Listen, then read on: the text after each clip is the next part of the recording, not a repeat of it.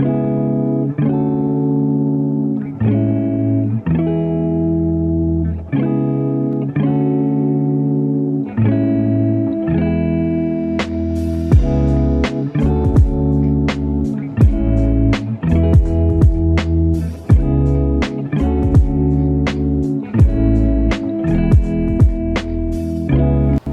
guys, it's Pretty Little Poppy. What's up? Best gift store AV 2023, bitch. You have another interview? Okay. Start us off, Brenda, go ahead. He's a blessing to the store for sure. I like to sit and really just talk to him and pick his ear and Pick my ear? I believe she meant to say brain. Pick my brain. But yeah, I love Pretty Little Poppy. It's a great store. I love selling my products there.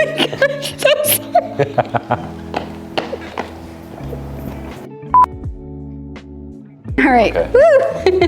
Go ahead, Brenda. Let's do this again. All right. Hey guys, this is Brenda from Pretty Little Poppy Marketplace. I'm super excited to introduce the next guest. This is Michael Mexicano, owner of Leather God. He's been at the store for about 6 months-ish. He was coming around before. We would get to know him. We would talk to him. We would talk business and what he does. And honestly, he's an amazing human being. He's a very, very talented leather craftsman. Is that what it'd be called? So you guys, without further ado, I'm gonna go ahead and roll this over to Michael so he can tell you who he is, how it got started, and where it's going. Hey, how you guys doing? I'm Michael Mexicano, and I'm a leather crafter. I've been doing this for about 3 years, and I make bags and wallets, as you can see. And yeah, that's pretty much it. I'm very passionate about the craft. I take it very serious, and I love what I do. Interview over. That's kidding. It. Just kidding. So, where do you feel? And I always ask this question: where do you feel Leather God started from? Where do I feel it started from? I don't know. That's a hard question. It started from the heart. No, I'm kidding. I'm just lucky to have found it, is what I always say. I was always looking for something like that. I always felt it. I always wanted to create and do those types of things and have something of my own and have that type of freedom. And are you kidding me? Oh my God. But anyways. What was I saying? This has been by far the funniest interview I think we've ever done because, one, it really wasn't planned. It was just spontaneous. We knew we wanted to get Michael on board. We knew we wanted to have him featured on our show. And I know him, he knows Jerry. We just, we're friends. We hang out together, we talk. He's always at the store. We try our hardest to come together as friends to help each other's businesses grow and expand and be amazing. And he's so supportive of Pretty Little Poppy. I'm so supportive of Leather God. And we're both supportive of Jerry. So absolutely, best photographer ever. Yes, amazing. Videographer too. That's right. And so we just, we thought it would be just a fun thing to just bring him in and to share about him. There's not really any crazy stories to hear, like as you guys have seen, like as you guys watch our show, you guys hear that like, oh, this is what caused this is what caused that. I think genuinely you just found a gift that you wanted to pursue. Like, well, yeah, you had it in your heart to do something. Yeah, I always wanted to do something, and I'm lucky to have found it. I can tell you the story about how I got into it. Yes. That's always a corny story to tell. But basically, I was very lucky and very fortunate to have been invited to Italy on a trip with my uncle and his family, and as we're walking to our Airbnb, we passed by a little store, 2 dudes working inside, and they're, hammering away at something, working with all types of materials, and I'm like, oh, that's these guys are, you know, working with leather, and they're making shoes and stuff like that. And I was like, man, that's really cool. And I remember after that trip, I had went home and looked up every video I could. I watched it so many times. Eventually I got to the point where I knew how to make something, but I hadn't made it yet. And I was like, oh man, should I try it? Should I buy a hide? And I didn't really know where to buy leather, and I had to look that up. And then eventually I did buy a hide. And I tried to make something, or I did make something, I should say, and actually it's missing.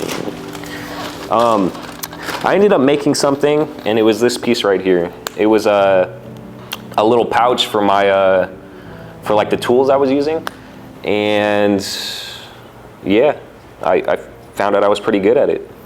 I think that's what's pretty cool, because like you don't have to necessarily have this crazy story to sit there and start a business. You can just have a need, a want, a desire, and you just go out and you just do it. And I think with you, this is the cool thing, is you're self-taught. Yeah. Like, even though you went to YouTube, even though you went, like, that would be kind of like considered like a free school type thing. YouTube University. At the end of the day, you had to do the work to watch those videos, process what they're doing, come out and actually try to do that. So I think that's pretty cool of you, that you took the time to learn about it, and you actually went and did it, and you didn't need that person pushing you. You didn't need, there was something that you wanted, and you just went and did it. And that's how it should be done. And I think that's amazing. And one really important thing that I knew at the very beginning, very early on, I knew that to be good, I had to put a lot of hours in. I attribute a lot of that thinking, a lot of that mentality to a book I read called Outliers by Malcolm Gladwell. And in that book, it kind of emphasizes the hours you put into something, or at least that's what I got from it. But I understood that at least to be decent, I had to put all my time into this, and I would practice at it. I'd fail at things, and I would retry them, and I would learn every single time. And I would try it again, and I would get better, and I would realize, man, that was way better for trying it. I learned so much, and here we are. So what do you think your biggest motivation was in that? The haters.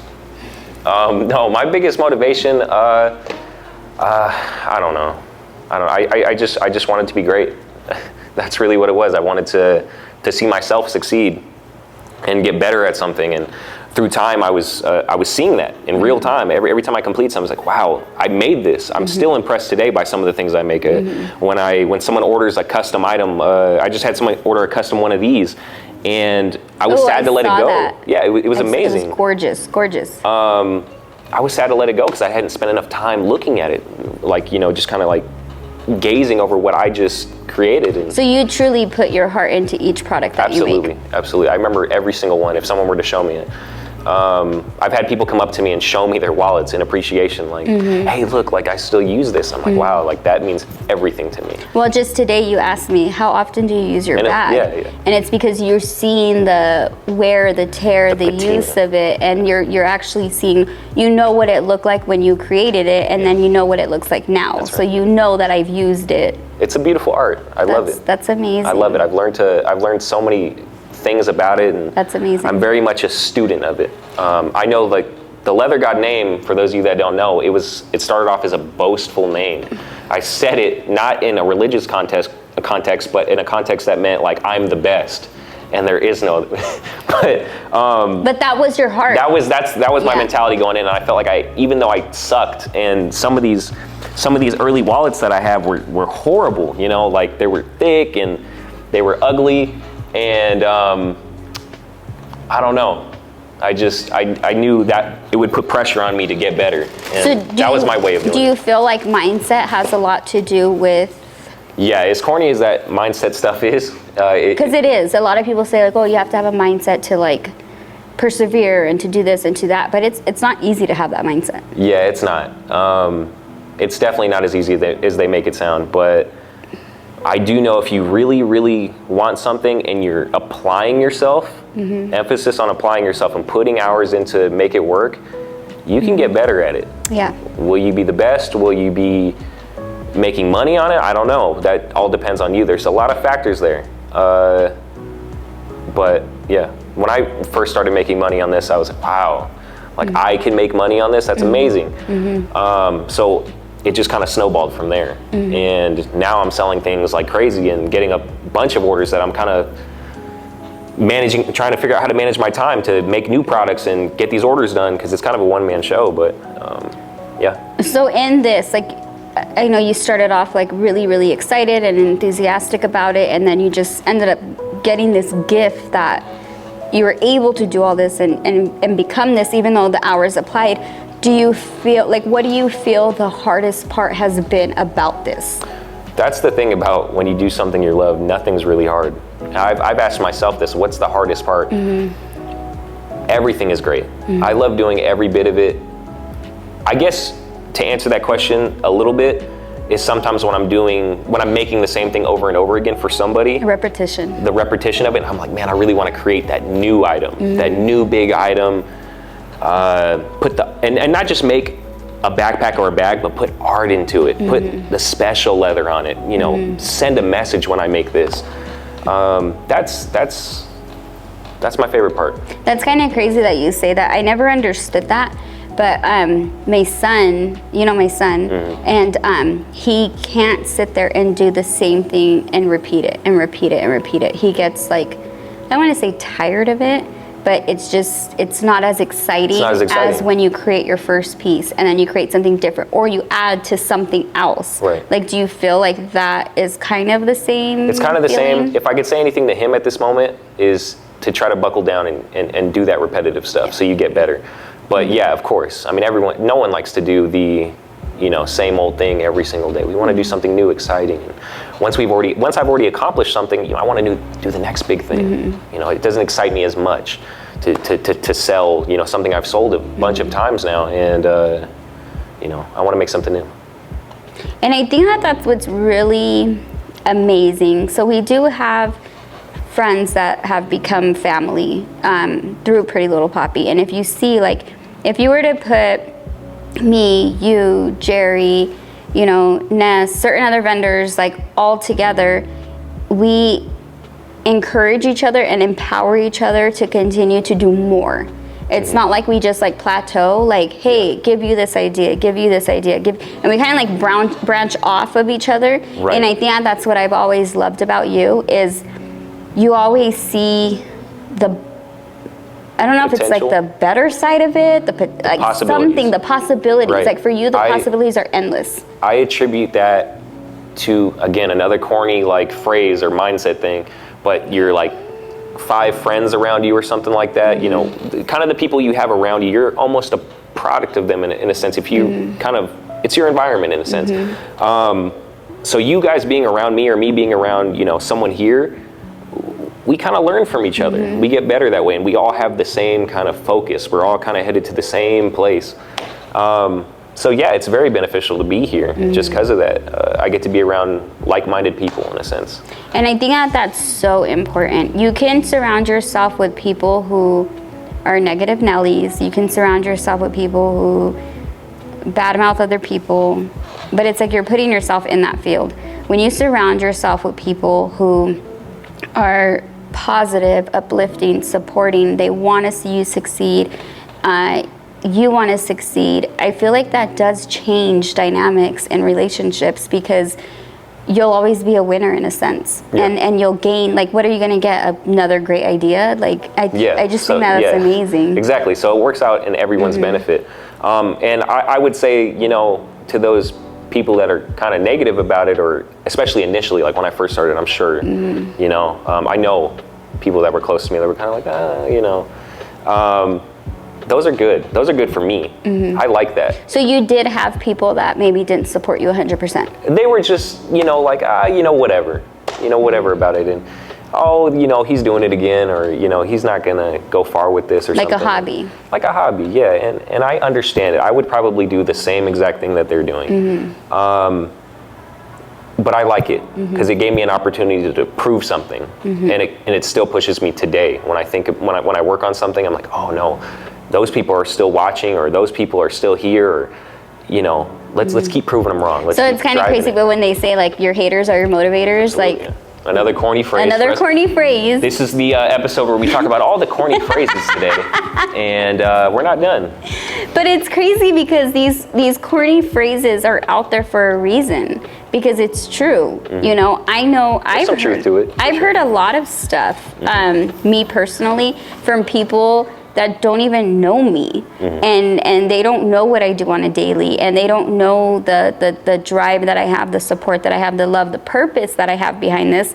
But you hear these comments, and if anything, it just fuels a fire inside of me that wants to do greatness and wants to be better and wants to, you know, you could have one or two things. You can either get discouraged and give up, or you can get super freaking motivated and just go and put those do hours it. in, yeah. And put those hours in, put that work in. So I think that's amazing. I'm behind you. I think that's why we get along so good, because we do talk about that. You know, and it's a beautiful thing. And you could be in a room where you have people that can maybe either be negative, and it's draining, and it is draining, or you can sit there, be in that same room with those same comments, and if anything, you're fueled even more to do this. So, right. I don't know. That also brings me to kind of a topic where I always say, man, I wish I had started this when I was way younger. I wish, you know, I can go back to when I was like 16 or 15 or your son's age, and had started this, because imagine how great I'd be at, you know, my age now. I say the same thing. And I think about that, but then I think about my life experiences, and I think about the possibilities that could have discouraged me, like being around naysayers like that at a young age. At this age, I'm like, oh, okay, you know, whatever. You know, like it doesn't affect me as much as it would when I was younger. But I could have been discouraged and never, you know, continued with this, and that's you know, it's a scary thought. But luckily, where I was when I found it. It was the perfect place for the perfect time. Yes, I do believe that timing is always perfect, but I agree 100% with what you say, because how many kids come out at 15, 16 years old, I want to do this, and then they're discouraged, and then they don't pursue it until they have the ability or means to be able to pursue it. And it's like 10 years wasted, you know? And it wasn't necessarily that it wasn't meant for them to do that at that age. It means that they didn't have that support to be able to do it at that age. So now they're gonna wait until they're, you know, 27, 28, because I look at you, you're 10 years younger than me, and I'm barely doing it now. And I'm like, man, if only I could do this at 28. And if you're like, man, if only I could do this at 18. But I think that that's what's so amazing about this, is that for that 18-year-old, for that 16-year-old that wants to do that, there's people out in this world that will support you in doing that. Not just that, but those kids might not know how to do it. Exactly. That's the problem. They may not have the knowledge, they may not have the resources, whatever. So Pretty Little Poppy is great because there's people here that can show them that. If there's a photographer, Jerry might, you know, lend a hand or some knowledge in that. If there's a, you know, an upcoming leather crafter, I may show him some of, you know, my skills, my techniques, so he can get started. It's, you know, they can come to us. They can, and that's what's great about Pretty Little Poppy. That's what we just had. We had some kids today, and when they come in and I make them do volunteer work, I don't give them all the fun stuff, because they don't realize that in owning a business, there's also the not so fun stuff, the work, the cleaning the shelves, the displays, the advertisement and marketing, the cash register, sweeping, you know, all of that stuff is still part of it. I'm pretty sure when you go and make a bag, there's preparation, there's cleanup, there's all that stuff. When I'm working on a bag, you know, the office will be a disaster. There will be leather scraps everywhere, tools. I'll put a tool down and lose it and have to go like look under stuff to find it. And before I started any project, I make it a rule that I need to clean the space up so that I have, you know, a clear thinking space. I have a neat area where I could work and all the tables are clear. There's nothing occupying anything, and I could just get to work, get things done. And yeah, that's important. So, and you learn that over time, or over time. So keeping up with, you know, whatever your craft is or whatever, you're going to learn things along the way that are going to make you a better professional. Shout out to Gabe. Bad Tone Leather. But even then, like, we get inspired by other artists, you know, like with that whole thing, like just by you saying, bringing up Gabe and Bad Tone, he is such an amazing person. I don't know if you guys know who Gabe is, Bad Tone Leather. He's another vendor in here as well.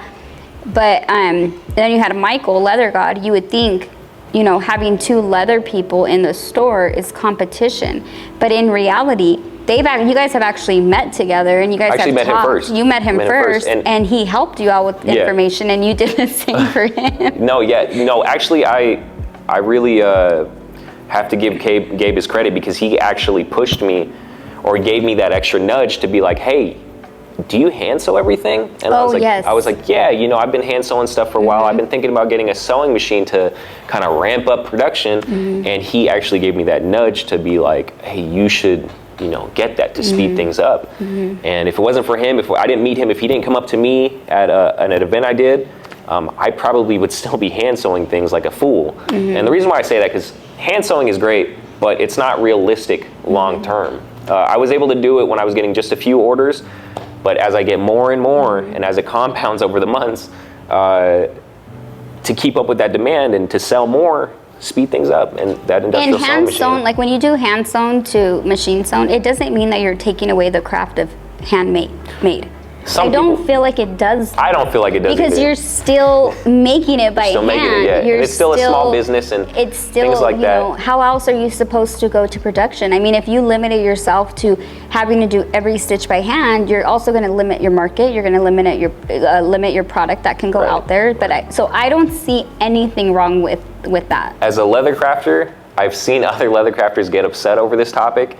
And the only thing I could say is that, you know, who cares? You know, who cares what they think? If it works for you, it works for you. It works for me. I like it. I like how the stitch comes out. I think people are just kind of stuck in their ways, or they don't want to see someone else get up on them. So I got to give Gabe, you know, a lot of respect, because he came up to me and gave me that knowledge. But what's crazy is, and I actually just met with Gabe 2 days ago. I was leaving the store, and he's like, hey, I'm doing this thing. I think it would be amazing. Can you give me advice? He was like, I'm doing this thing. It kind of falls like in line with you. I know you've done this before. You have this knowledge and that. Can you give me advice?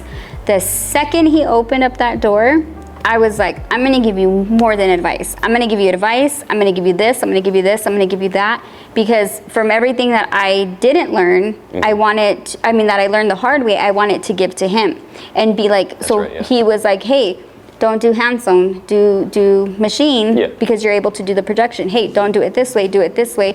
And in reality, it's businesses helping other businesses. So I appreciate you even saying that, because I think that's so important. Yeah, I will always give credit to those who've helped me. Oh, that's amazing. Definitely. So where do you feel you really want to take Leather God?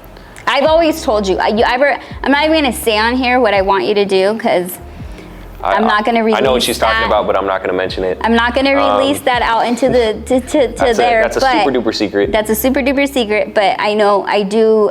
That was one thing that was placed on my heart for you, because I do believe in my heart that you are truly, truly. And I know I have said this to people before, but when I say this, I mean it, and you know that. I've told you this privately. I've told you this publicly. I've told you this drinking, and I've told you this sober. I'm not gonna lie, but you are going to do amazing, amazing, amazing things, which is why I tell you that. But beyond that, what do you want to do with Leather God? First, the main goal is to be sustainable, is to make a living doing something I love. That is the goal before anything else. Whatever happens after, whether it be fame, whether I become one of those big brands, that's a bonus, of course. And wherever it goes is wherever it goes. I'm just going to keep working and seeing what happens. That's what I've been doing, you know. What do you feel your biggest challenge was, like as far as actual bag though? Biggest challenge? Because I mean, you have little detail stuff, and then you have like. It was this one. That one? This was the first bag I put out and sold. That's crazy. A lot of people bought these, and I just feel like I can't make these anymore, because they take so long to make for the price I sell them at. And I would like to raise the price, but I don't expect people to overpay for things, or I don't know. I don't feel like it'll sell as fast. But do you feel like that's a hard thing too? Because you use amazing quality. You take your time. It can take you hours and hours and hours. So you want to put all of that into your price. Do you feel like that can be difficult as well? it is very challenging. I'm still trying to figure out a lot of things as I go. That's one of those things we talked about, that, you know, for the minors to majors, that there's also an unfun side, that you have to learn certain things. And yeah, when I make a new product, I have to figure out, you know, what I'm going to price it at, how much the materials cost. Oh, there's hardware now, so that's another price. Yeah. And I don't like to put my troubles on the customer. I don't like to say that, hey, it's handmade, so you got to pay more. Or I don't like to say, well, I'm a small business, so you got to pay more. No, I like to try to beat out my competition, whether it be the big businesses that, you know, sell these things. So maybe, you know, we'll up the price more later on. But as of right now, I want to give someone a good product, and I want to try to meet their needs before my own. I will make sure I make my money back, because that's what you're supposed to do to run a successful business. You don't want it to be a loss in a You don't want it to be a loss. So I'm not giving these things away for free. This is a lot of work. But I do want to have, you know, that trade of, you know, money for a good product. Because it's also your time. That's right. And I know that that's been like a really hard thing for a lot of vendors inside of the store is, you know, everything's handmade, so they factor in their time as well. That's right. And it's kind of challenging, because I remember my dad used to say, like, would you rather pay somebody who is like knowledgeable that can get it done in an hour, or somebody who takes their time and does 4 hours, but they're going to charge you hourly rate versus dollar amount for the actual project? Because then my dad would be like, well, I'm just going to like take my time with it because I'm getting paid hourly. So you don't want to always factor in your hours. You don't always want to do that, but you do want to do that at the same time. So there's like a balance. You want to always look for a way to bring those hours down and still give a good product. Again, when I made this bag, it took damn near a whole day to make the bag, because I would have to tool each impression one by one. I would have to do a lot of sanding, a lot of, you know, I had to dye the leather. It was a lot. It was a lot. And I was willing to do that very early on because I was trying to make a name for myself, and I was trying to prove to people how hard I can work and to please them. And now I don't have to do that as much with the machines I have, with things that, you know, I've just gotten better. I've made sure that with that mentality that I had to put the hours in and get better, to shorten that time. That's awesome. That's crazy. Yeah. That's crazy. No, these are the conversations that we have. I love that we have these conversations, because in that I process everything you're saying, and I know we do the same thing in return, and you're making an amazing product. I mean, when I originally started Pretty Little Poppy, the one thing I was known for was I always had my bags. I had my Michael Kors, I had my Dooney bags, and I was like, one day, I'm gonna get an LV bag, one day. But now I don't, because I see the quality and the love that you put into your product. And for me, I'm like, no, that's what I want. I have 2 bags already, you know, and I was like, I told them, I said, you're gonna sign my bag and I'm gonna grow my stock, because I stand by your bags. I think you have an amazing product. I see the love and the passion that you put into all of your pieces that you make, and you don't, as much as it's hard to take custom work, and I know it's hard to take custom work, we experienced that with our t-shirt company, but you don't ever really knock a challenge. I gave you a challenge.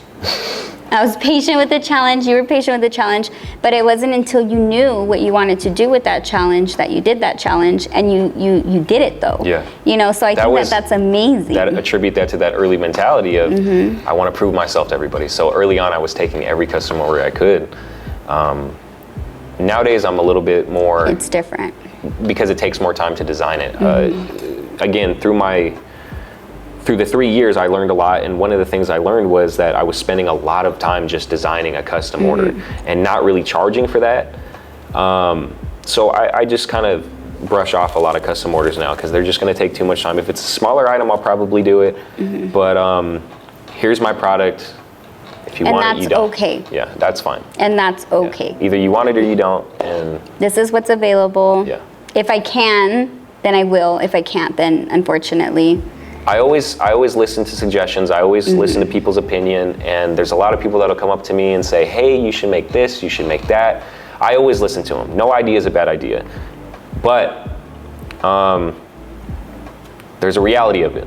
I've been paying attention. I've been doing events, and I've been gauging kind of what people like and what they don't.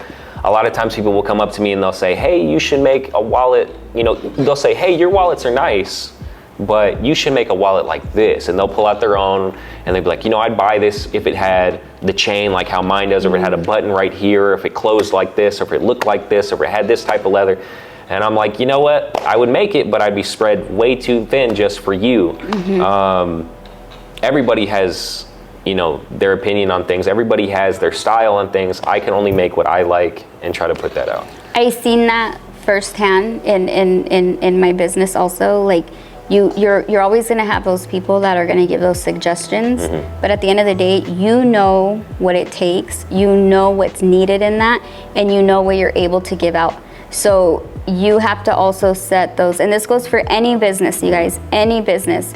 You have to set those boundaries for yourself. That's right. And knowing what you're capable of doing, what you want to do, and because once you make that commitment, you don't want to go against that commitment. You want to deliver what you said that you were going to do, and then you end up becoming, I want to say, a little like tarnished off of it, because you're like, damn, I shouldn't have done that. Or you end up realizing it's kind of a loss. Yeah. And then it puts this like, and again, I've made these and then mistakes you don't want to do. before. I have too. I will be the first one to say I have made those mistakes too.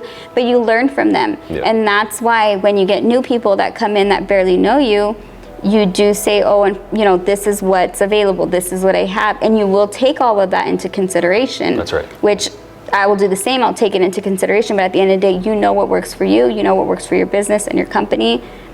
And you're going to stand by that. Exactly. And I have to go back when I get a suggestion like that. I have to go back and look at, you know, what is this going to take to do this? How, you know, how much is it going to kind of like spread me? And yeah, it's work doing these. It's work trying to figure out the design. But I'm a natural at it. I got to say, a lot of these designs are real easy to make. I love his confidence. It's amazing. It's beautiful. I love it. It's needed. Thank you. Yeah, definitely. It's needed. Yeah, you gotta believe yourself. You have to be confident in who you are, what you do, what you make. I think that doubt stops us from pursuing so much, and very easily can we get discouraged. And I'm pretty sure you've had reason to get discouraged, but you haven't allowed for those reasons to discourage you. If anything, they motivated you. Right. And I feel like that's words for so many vendors out there that I've heard. Like, you get discouraged so easily. You can have that one person that's like, this is just a hobby for you. You're never gonna make it off of this. You're never gonna do this.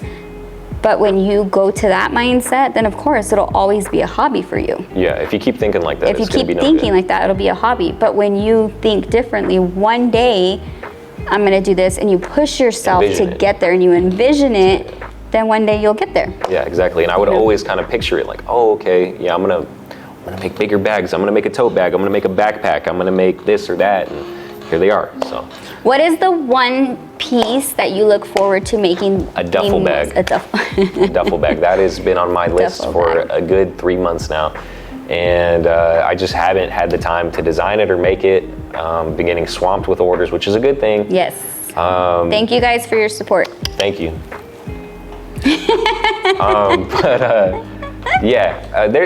I want to make different types of bags and different types of backpacks and different types of wallets, you know, but just in due time. Everything takes time. That's the biggest lesson I learned, is how time consuming everything is, and I just got to be patient. Is there anything that you want to stay away from? What has been like that's a good question. That's a good question. What do I want to stay away from? I don't know. Maybe it'll come to me, but as of right now, I think everything is fair game. Everything's been pretty good? Okay. Yeah. Well, that's a good thing. You guys haven't hurt him too bad. The Bible cover was No more Bible covers? No, maybe another one. Yeah. Maybe another one. But you never know, guys. If you need a Bible cover, you guys should see mine. It's amazing. Well, we can't tell them that after I said no more custom now orders. You're gonna have, you're gonna have a bunch of Bible request orders? No, I'll hear them out, maybe. No, that's cool. So how can people get a hold of you if they want to order from you? I know you're available here at Pretty Little Poppy, but how else? At Pretty Little Poppy, you can definitely see my stuff and reach out to me. Other than that, I have an Instagram that people typically reach out to me, and that is at Michael Mexicano on Instagram. And I also have a website where I put things on there as well at theleathergod.com. That's it. All right, guys. Well, is there any advice or any last final words that you want to give out to any listeners, whether a minor, whether an adult already pursuing their gift, or anything? I'd say don't give up. Don't give up.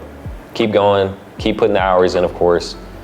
And believe in yourself. That's it. That's actually very powerful. That is, yeah. That's very powerful. That's good. I did good. That's good. You did amazing. Right on. Well, thank you so much, Michael. Thank you, Brenda. It was nice meeting you. I'll get out of you guys' hair. You know where we're off to. The gym. I thought we were going to happy hours. Oh, okay. We still rolling? I got some things to get off my chest about this leather community. I remember when I was first starting out, I had put a video out, and I got a lot of hate for it because of the techniques I was using. They were like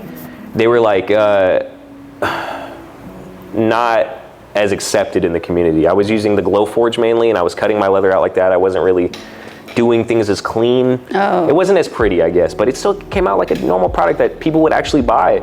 But I would how this interview continues. Come on, let's continue. I would get the gatekeepers of the community. We've all heard of that, right? The gatekeepers, you know what that is? No. Gatekeepers are like people in certain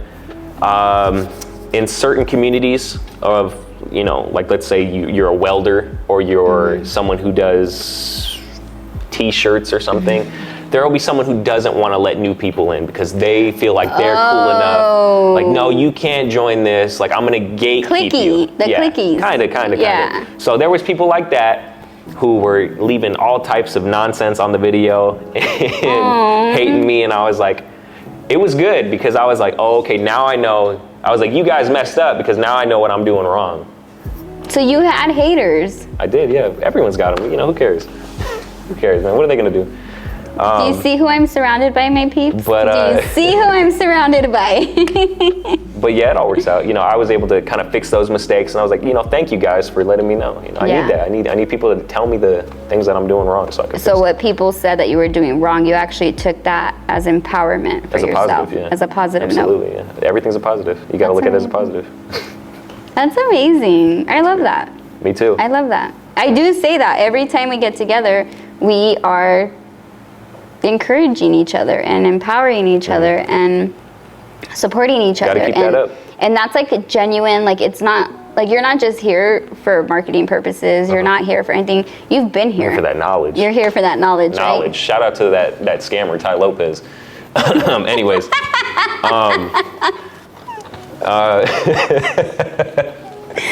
Oh lordy, this is gonna be a fun one, guys. This is a fun one if it ain't already, but it's already been amazing, right? Yeah. No, I love that. I love that. I love your positivity. I love your encouragement. I love your support for our kids, because you do support our kids. You support other vendors. If you have ideas, you give it to them. You bounce back. You never just come in to grab a report, or I don't even think you even asked for a report. I think you just... Maybe it's about time maybe you need a report. But you really just come in, you check your stuff, you talk, you mix, you mingle, you get to know people, and then you just grow, and you just keep growing and keep growing. And I appreciate that very much. It starts off as a social thing, and then just learning from people. You can learn something from everybody you meet. Yes. That's another one of those lessons that I've learned, is that anyone you talk to, you can pick up something from them, whether it be good, bad, whatever. And you apply it to your own life, and you just be better. I always say that you either meet somebody and you want to be like them, better than them, or nothing like them. Yeah. One or the other. So just take it for what it is. Absolutely. All right, guys. Well, guys, thank you for watching. Any final words? Thank you for coming to the Michael Mexicano Show, and we'll have you again. Please tune in next week. We'll be having someone else who's cool, I guess. And that's it. Cool. Peace. Drop the mic. Mic drop. Drop the mic.